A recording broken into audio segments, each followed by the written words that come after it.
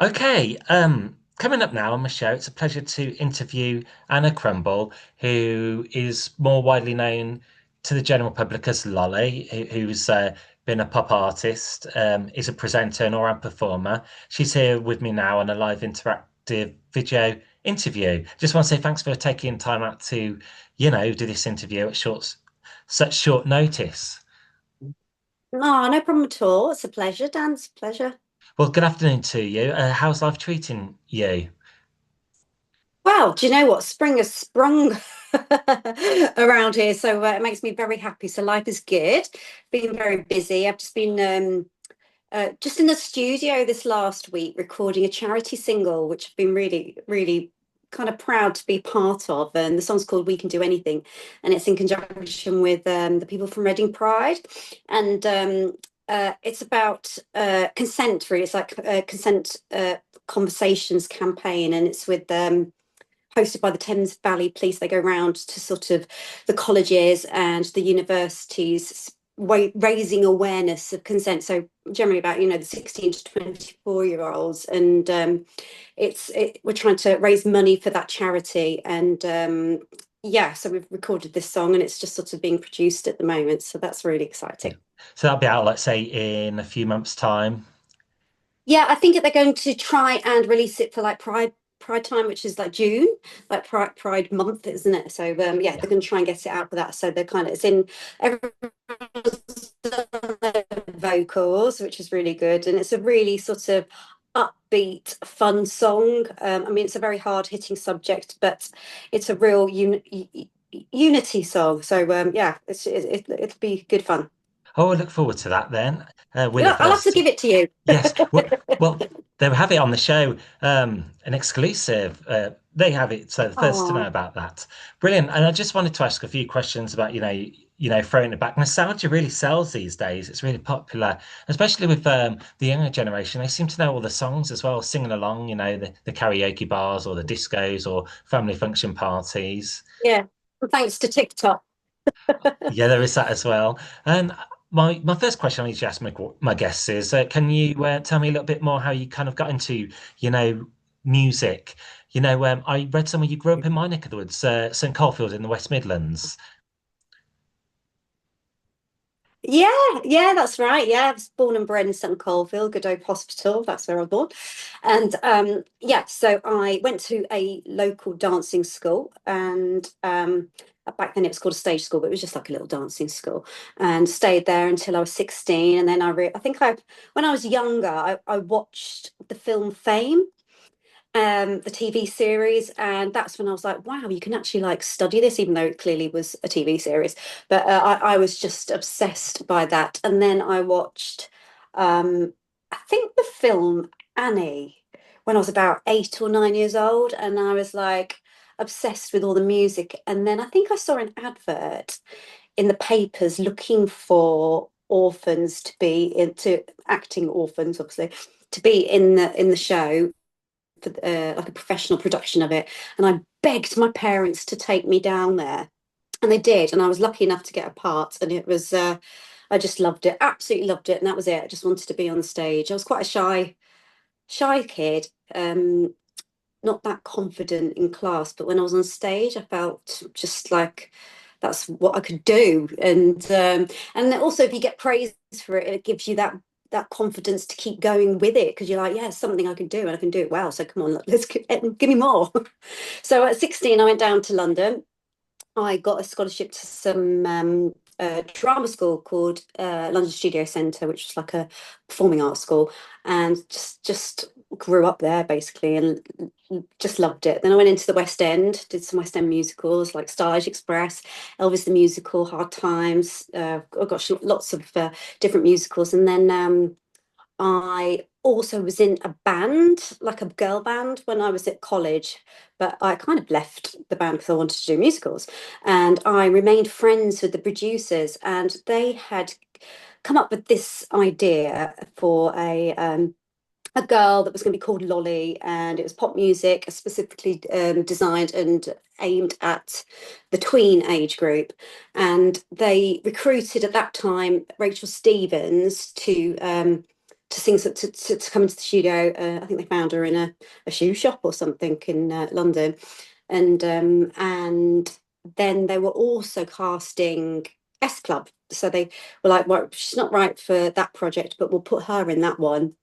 And they thought of me when they kind of made the project up, but as they thought I was wanting to be like this straight actress and, doing like serious stuff, and they didn't think I would want to do it at all. Anyway, they called me, and it was my last day of my contract on Starlight Express. So you're self-employed as an actor, and you kind of, one door opens, one door closes, and then you're sort of up for auditioning again. So at that point, I'm like up for anything. It's like, any auditions, and I was like, yeah, okay, cool. Went to the studio, and just something felt right. Something was just great with this, just a bit of fun, and it got signed. So I think we recorded 3 demos, and then they took it to the record labels, shopped it around, and we went with Polydor in the end. And yeah, that's literally, it was as simple and as smooth. Obviously, I've quickened the story up a bit, but yeah, it was really good fun, and that's how it worked. Fantastic. So yeah, your timeline until your first musical break, very late 90s there. Um, and it's Mm, almost been like 3 decades minus 3 years. You released your debut record, Viva la Radio. And I know it's a few years away, mhm. but have you got any plans in mind to celebrate the milestone yet? I know, yeah, that's crazy. No, I haven't really thought about that.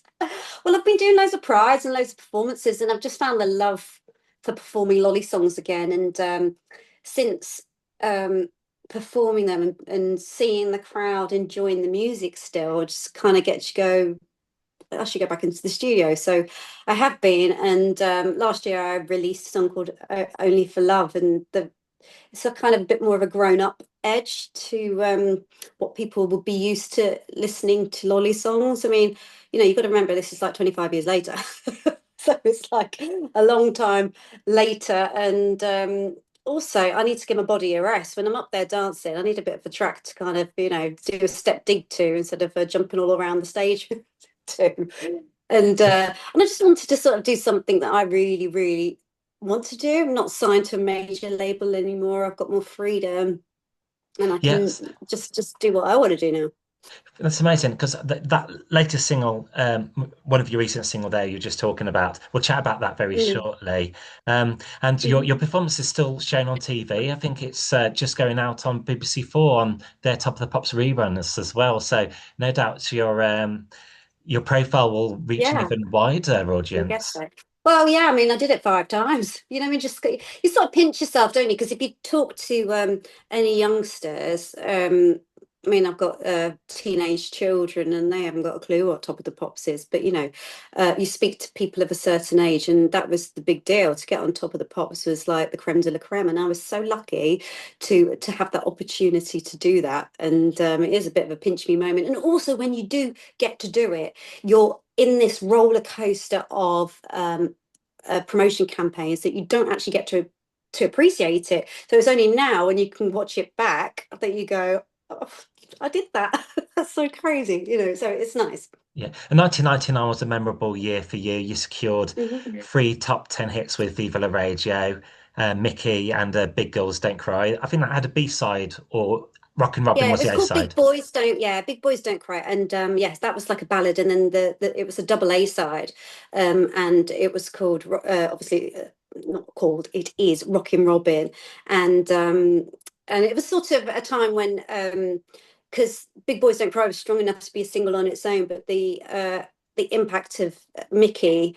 The record label sort of worried a bit, and they were like, "No, no, no," because she's done so well with Mickey. We're going to have to do something upbeat, and also the campaign was really heavily driven by TV performances, and at that particular time they like upbeat, happy songs, and so that's why they used to book me singing Rockin' Robin as opposed to Big Boys Don't Cry, because it's just faster, sharper, and more upbeat for the TV show. It's just it was a business. It was quite interesting Yeah. to sort of learn that side of it. I noticed Rockin' Robin was, were released Christmas time on that year. So, Robin's, very appropriate for, the Exactly. season. Yeah. It was all, yeah, it was all very TV friendly. Mm. And what did you enjoy about making the music videos back then? Were you always kind of limited to a budget as well? No, gosh, the budgets were huge, but we were making huge money then, weren't we? So it's like the budgets for, I mean, my personal budgets for my videos weren't as big. I mean, some people were spending £1 million on videos, but you could recoup it. You have to recoup it. It's a loan. And think of it as a loan from a bank. I was lucky enough to recoup all my costs and makes them, but some people don't, so you're quite aware. And it's only sort of as you go on that you realize it literally is a loan from a bank and you do have to repay that. Mm, mm. That's so true, and not many people are aware of that, No, in no, reality. exactly. And exactly, so back in the day you're going, oh yes, they're spending this, they're spending that, and you're just thinking you're going to have to pay for that. Yeah. And then you were singing pop music at the time. What styles of music were you actually listening to, on your Walkman Oh, or your that's an playlist? interesting one. Yeah, well, back then, gosh, I used to love Lionel Richie, Boys to Men, um, Roachford. Oh gosh, what did I really enjoy back then? Like a real eclectic mix, not predominantly pop music. Not that I didn't listen to pop music, but I think possibly because I was in that sort of pop genre, I probably just went completely opposite. Probably like R&B or something. So it's just, Lolly was a character and Anna was me. So it was quite nice to sort of separate Mm. the both, if you know what I mean, to kind Yeah. of cope with it all because it was so consuming. How do you feel about pop music these days? It seems to have lost its sense of fun and meaning as you look at the charts these days. They just seem a little bit inconsistent. When you buy a Now CD, there's not many Uh, bangers on there. it's not their fault. It's not. There's no platforms Mm, for them to be seen, to be heard. They're literally, it's just social media. It's whatever sort of blows up on TikTok or Instagram that makes, so it could be just one little part of a song, sod the rest of it, as long as you just hear that 10 seconds, and that makes it a hit. Sadly, it's very, very hard for new artists, new music, legacy artists. We're the older generation, they're fine.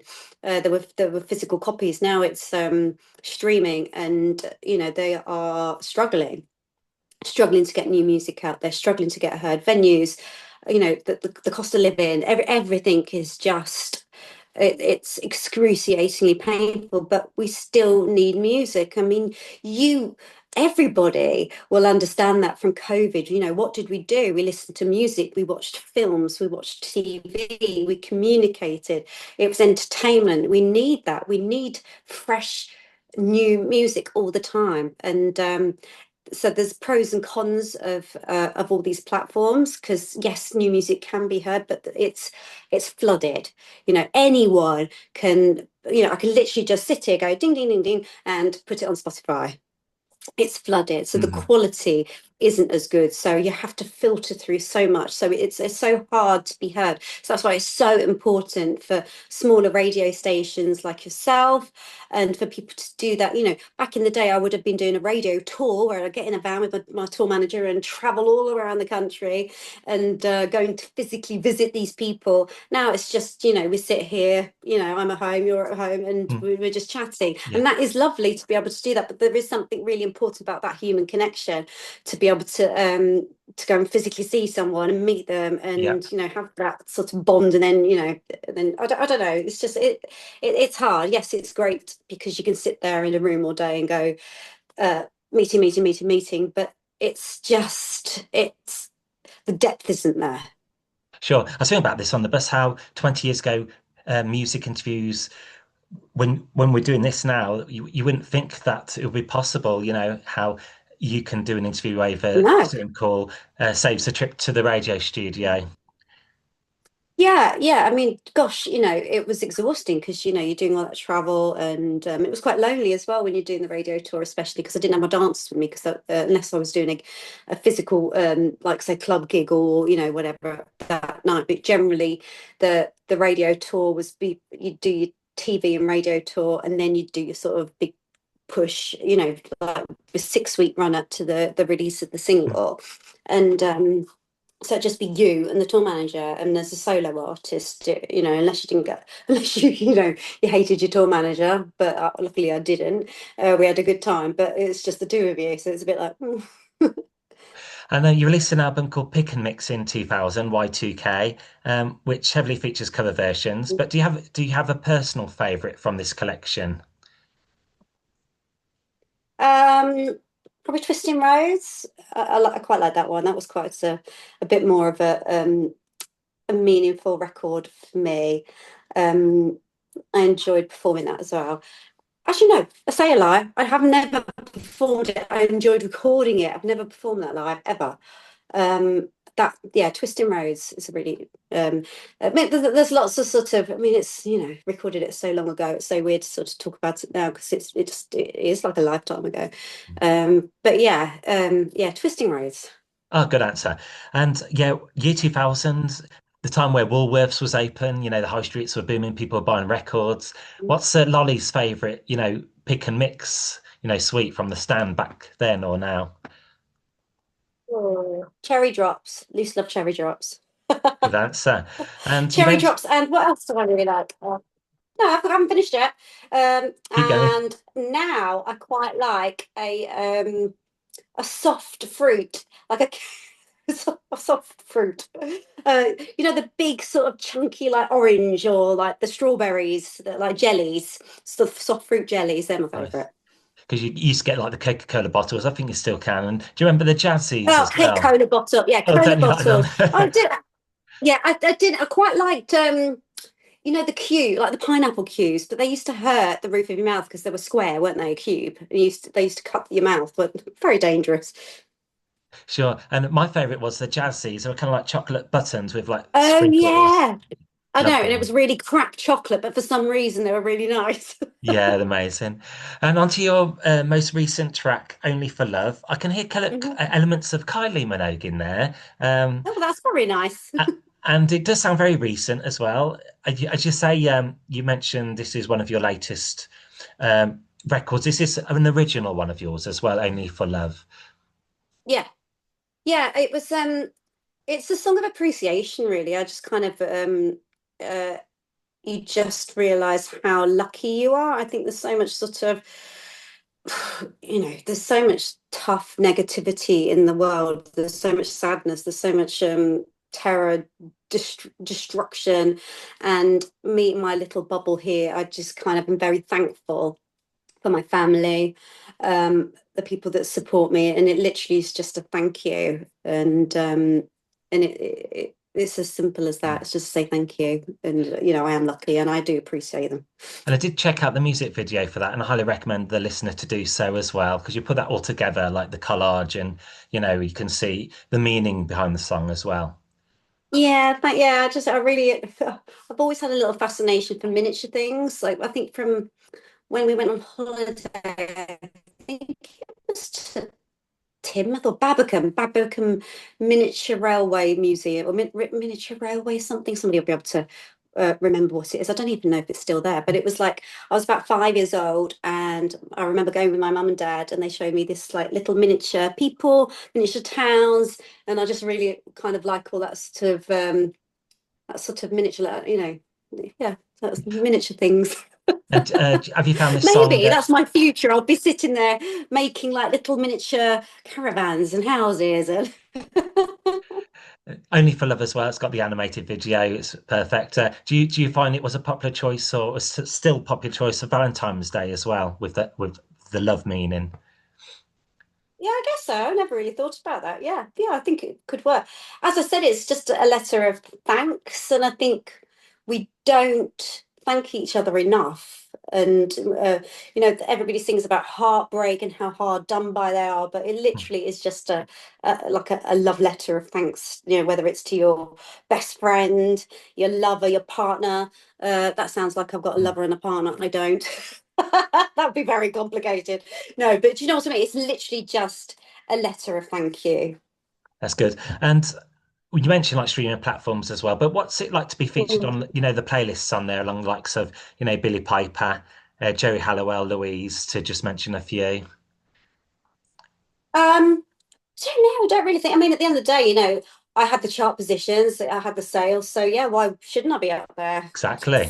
But yeah, it is kind of weird, I suppose, because I really am uh just me, just normal. So I think it's kind of like you see these people like anomalies, like you don't think they're real until you do meet them, and then you do realize they're just real people as well. But they, for some reason, I think because the song, the physical picture because you see them on the TV, but it's all sort of there, isn't it? And you are the real person, and it's just kind of like, oh yeah, oh, we were in the same charts at the same time. It's just like that's cool.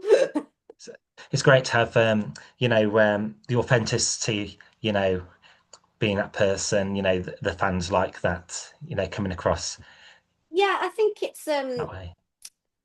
now, I think because of Instagram specifically, is that, people expect everything.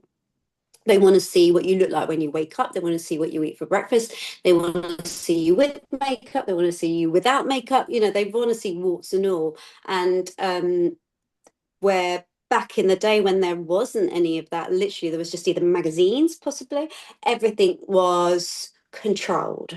You had your TV people, you had your press people, everybody was like looking after the project, and you were one removed. Where this way, you literally, it's just you. And for me, being older, that's lovely, but I do struggle with how younger people cope with that, but they don't know any different. I've got a 19-year-old daughter, and she's a singer, and she's um doesn't know any different. Her whole being has to be on these platforms to get heard, to get seen, and everything's geared up for these social media platforms, and it's just like that is how they do it. So they're a lot more creative, I would say, than what I was. But as in, like, they're producing their own pieces for camera, their own little videos, their own, walk and talks, and they're knowing how to shoot, they're knowing how to make sound, the quality good, and the lighting and location. It's a lot that they're a lot more aware, and that blows my mind, because I just think, would I have been able to do it? And possibly yes, I would, but I didn't have to. Mm.